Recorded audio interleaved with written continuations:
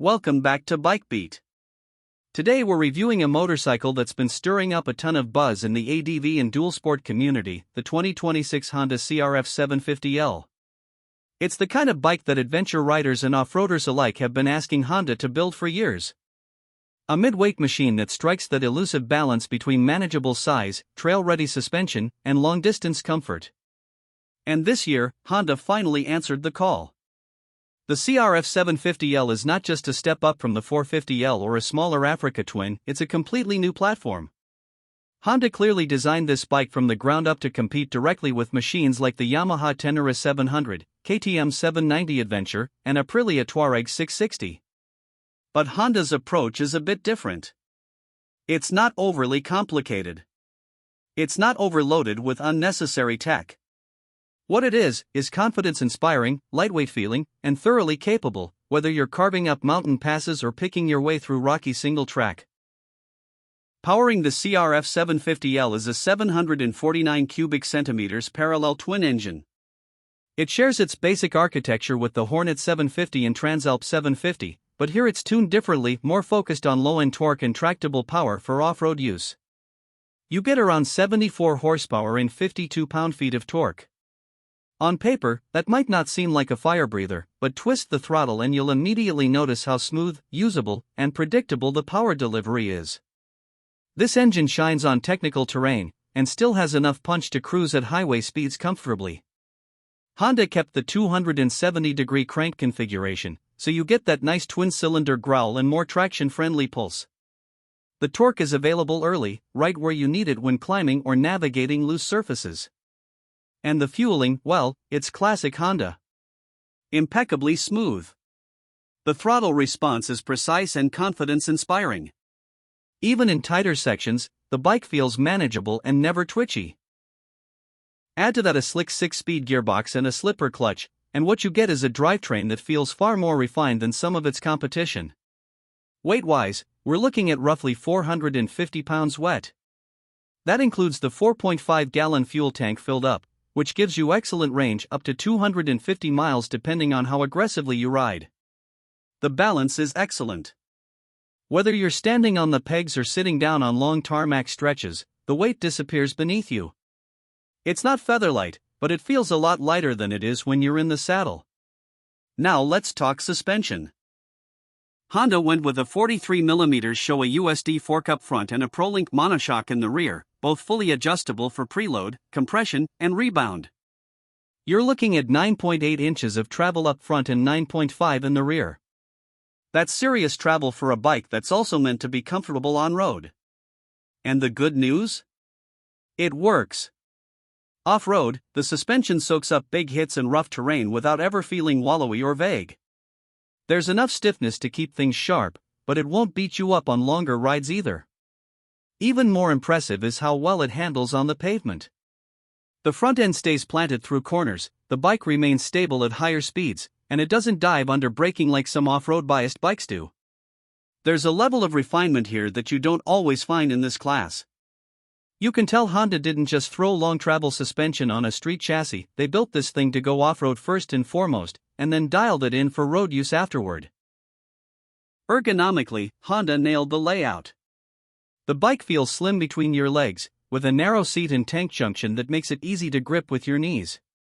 The standard seat height is about 34.4 inches, which might sound tall, but the bike is so narrow that most riders will have no problem getting a foot down. Standing on the pegs, everything feels natural. Bar height, lever positioning, even the width of the tank, it's all designed to give you control off-road without sacrificing all-day comfort. When it comes to tech, Honda took a smart, rider-focused approach. You get a 5-inch full-color TFT display, which is super crisp and easy to read even in direct sunlight. The display shows all the essentials: speed, gear position, fuel level, engine modes, and off-road metrics like incline and trip tracking. It also offers Bluetooth connectivity for your phone, allowing music control, call alerts, and navigation prompts.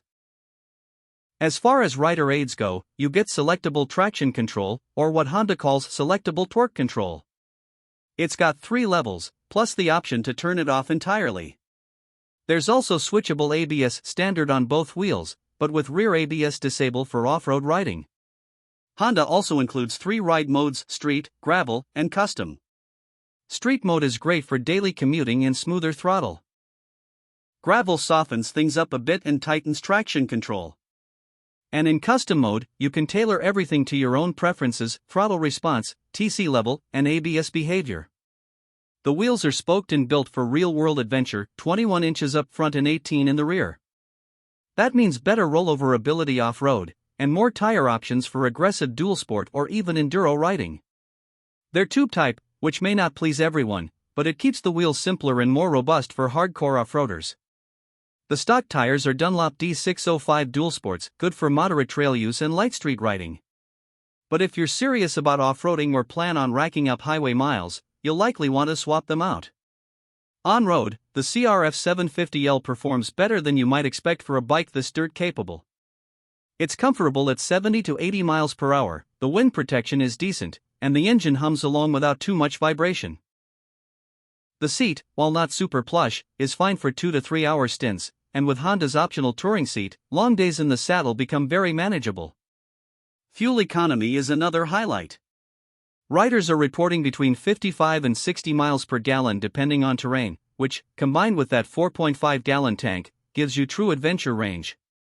That's over 200 miles even when pushing the bike hard, and closer to 250 with conservative riding. Now let's talk price. The 2026 Honda CRF750L comes in at $10,999. That's a seriously competitive number, especially when you look at what you're getting: a new engine platform, high-end suspension, off-road geometry, modern electronics, and Honda's bulletproof reliability. Compared to the Yamaha T7 or the KTM 790 Adventure, it holds its own not just on features, but on rideability, too. So who is the CRF750L really for? If you're coming from a lightweight dual sport and want more road comfort without giving up trail performance, this bike is for you. If you're an adventure rider who wants something lighter than the big 1,000 cubic centimeters rigs, but still capable of carrying gear and handling long-range trips, this bike is for you.